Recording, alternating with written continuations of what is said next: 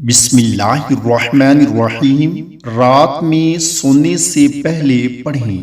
رسول اللہ صلی اللہ علیہ وآلہ وسلم نے فرمایا، جو شخص بستر پر جاتے وقت 3 بار یہ کلمات پڑھے تو اس کے گناہ بخش دیے جاتے ہیں، اگرچہ سمندر کی جاگ کے برابر ہوں یا ریت کے تھیلے یا درخت کے پتوں کے برابر یا ایام دنیا کے برابر ہوں۔